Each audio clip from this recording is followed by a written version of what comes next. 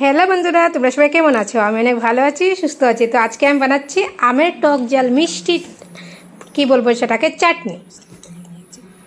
তো চলো, এখানে দেখো আমি 3টা আম নিয়েছি, আর 3টা আম এইমাত্র গাছ থেকে আমি পেড়ে নিয়েছি। পেড়ে এনে এরপর কেটে নিয়েছি, আর কেটে দেখছি একটা মানে অর্ধেক পেকে গেছে। তো বেশ ভালো হয়েছে। কাঁচা পাকা আম দিয়ে টক ঝাল মিষ্টি টক বা চাটনি যেটাই বলো সেটা বানাবো।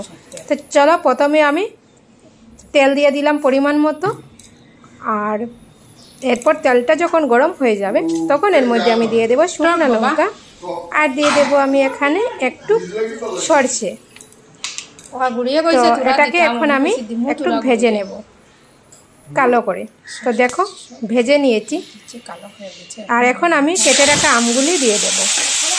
তো কেটে রাখা আমগুলি দিয়ে এখন ভালোভাবে নেড়ে চেড়ে নেব। তো এইভাবে নেড়ে চেড়ে আমটাকে একটু মানে ভেজে নেব আর কি।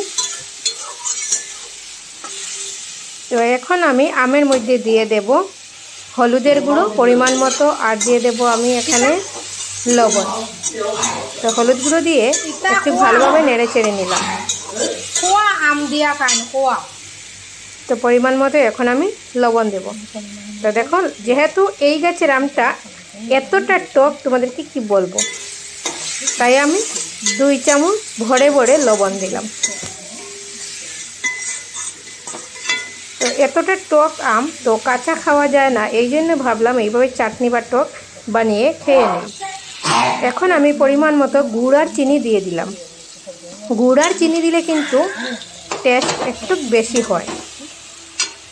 তো আমি পরিমাণ মতো দিয়ে ভালোভাবে এখন আমি নেড়ে চেড়ে নেব। চলো নেড়ে নেই। তো আমি এক হাতে ক্যামেরা ধরছি, এই জন্য এরকমই হচ্ছে।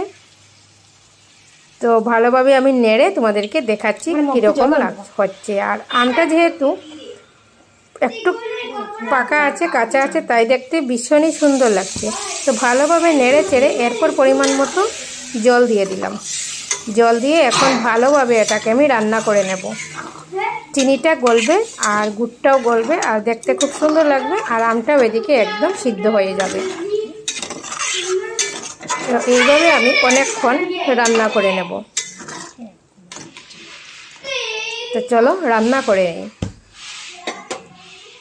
তো দেখো কতটা সুন্দর লাগছে। আর এখন দেখো অনেকটা সময় আমি এইভাবে রান্না করে নিয়েছি, আর এখন দেখো একদম মানে ঘন হয়ে এসেছে আর ফুটছে, দেখতেই পারছো।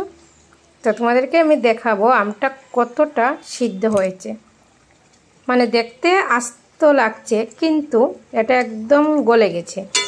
তোমাদেরকে দেখাচ্ছি 2-1টা টুকরা, তাহলে তোমরা বুঝতে পারবে কতটা সিদ্ধ হয়েছে।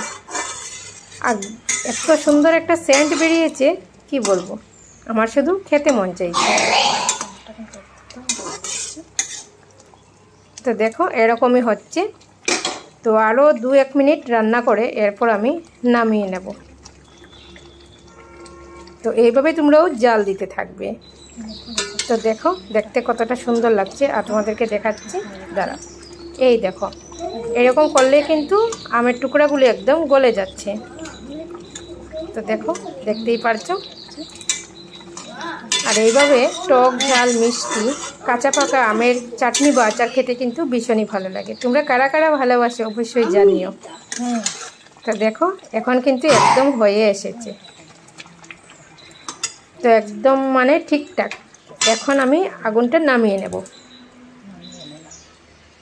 আগুনটা অফ করে দিলাম আর চুলা থেকে নামিয়ে নেব। আর দেখতে দেখো কতটা সুন্দর লাগছে। গুড় দিলে কি হয়, কালারটা বেশি সুন্দর আসে। তো দেখো এই রকম হচ্ছে।